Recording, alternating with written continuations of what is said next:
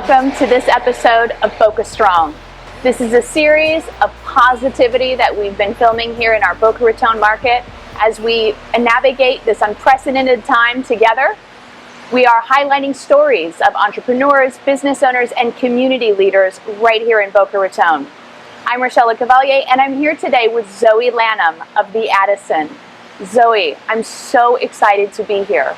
It's lovely to have you, and thank you for coming. Thanks for hosting us today. So we're here in the gorgeous courtyard here at the Addison, and it's beautiful, but it's almost a little eerie, right? It is. It's normally filled with laughter and music and dancing and lots of great food, but right now it's filled with nothing but the trees and our beautiful fountain. Yes. So anyone who's maybe watching this story from somewhere other than Boca Raton, obviously all our locals know the Addison really well. Tell us a little about what the Addison is. So we're a wedding and special events facility, and we're actually one of the only historic buildings in Boca Raton. And we were built in 1926, and we really do deliver high-end weddings and special events. And we have an incredible team, and we have amazing brides and grooms that spend their weekends getting married here, and also during the week.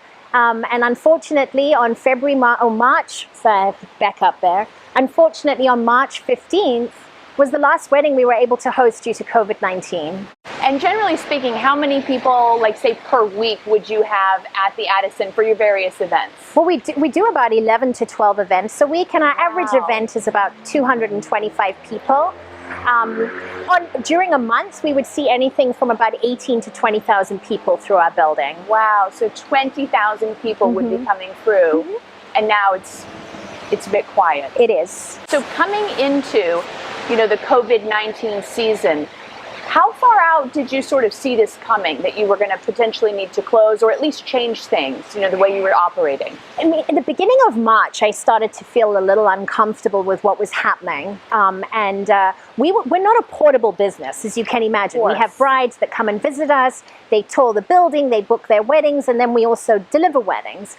But I was a little concerned about what was coming, and we worked to actually purchase laptops for all of our teams so that we could get them remote in the event that we needed to. Okay. And we had laptops in all of our teams' hand by the middle of March. On March 15th was the last wedding, as I said. And by March 18th, all of our team was working portably at home. And no events happening? No events happening. Clearly. As of March 15th, that was the last date.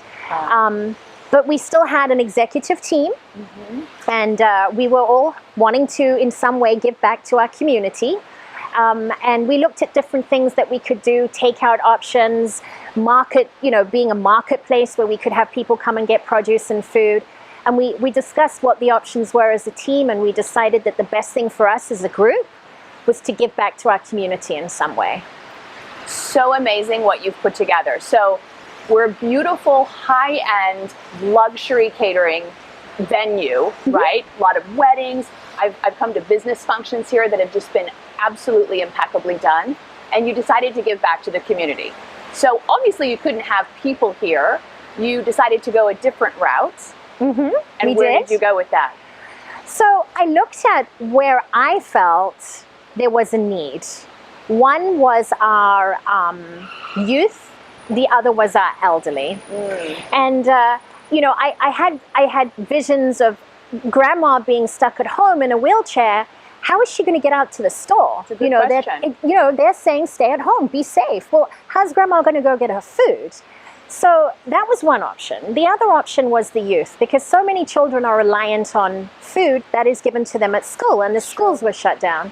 So I reached out to our local mayor, and I asked for some guidance. Where did they feel the need was most? And they pointed me in a few different directions, but I kept coming back to Boca Helping Hands, which was our go-to. Our restaurant generates food every single day, and every single day we have waste, and we donate that to Boca Helping Hands. But I really couldn't shake the feeling that we needed to get food into the homes of the elderly. Yes. So I called up Boca Helping Hands, and I worked very closely with Greg Hazel, and I said to him, we really want to do a homebound program. We want to deliver food to the elderly. Which is not something they already had in place, by the way. Is that correct? No, they did have 11 customers that they delivered to. And those were people that were homebound. They couldn't leave their home for food. But I felt there would potentially be more people needing our help. Well, particularly in current circumstances. Absolutely.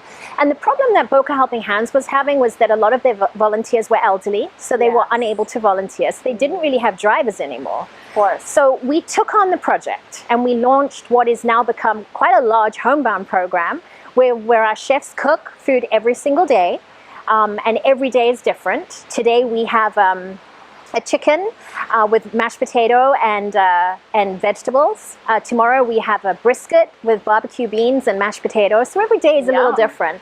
And our chefs create these great nutritious meals that go out with a dessert and a drink every single day. And we have our executive team comes in and we pack it all up. And we have volunteer drivers that arrive. And they put the food in their cars and they go out to people's homes and they deliver the food. And then in addition to that, we are also delivering the balance of that food to Boca Helping Hands. So more people are being served than ever before. Absolutely. As a result. 100%. Boca Helping Hands was feeding on average about 250 a day. I understand from them now that's almost doubled. The need is growing every single day. So I encourage people to donate money, donate food, and help Boca Helping Hands in any way they can. Certainly. Our pledge was 700 meals a day, and we're up at about 850 right now. So about 700 to 850 meals per week. Correct. Are coming from the Addison directly to Boca Helping Hands. Absolutely. In order to serve our population that's in need of that. Absolutely. Fantastic.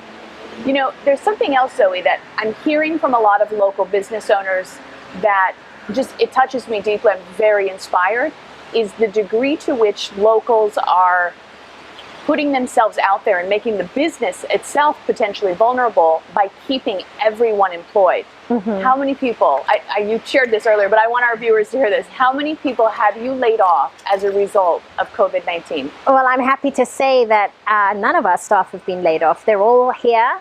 They're not here in the building, but they're all still employed by the Addison. And we will continue to do that as long as we can. So many of our viewers at home have been asking, how can they contribute when we do these sorts of interviews? So you're not accepting volunteers, you're not raising funds. If somebody's really inspired by what you're doing, what would you say to them in terms of what should they be doing?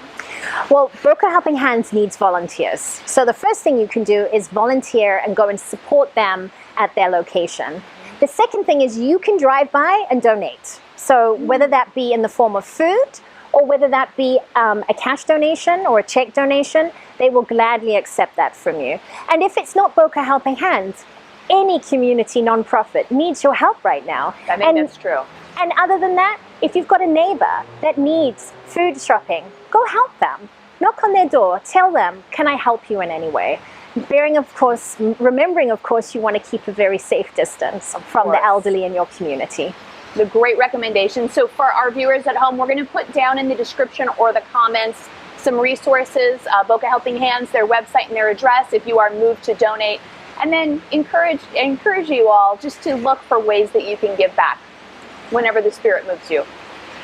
Well, it's been such a delight to hear the story of how you're giving back, you're maintaining your team, and you're really taking care of our community here in Boca Raton. Thank you so much for speaking to me today. My pleasure. Thank you so much for joining us for this episode of Boca Strong.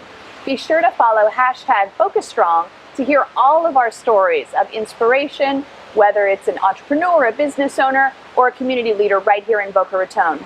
Remember, we will get through this together. Let's stay emotionally connected while staying at least 6 feet apart. I'm Rochelle Lecavalier. See you next time.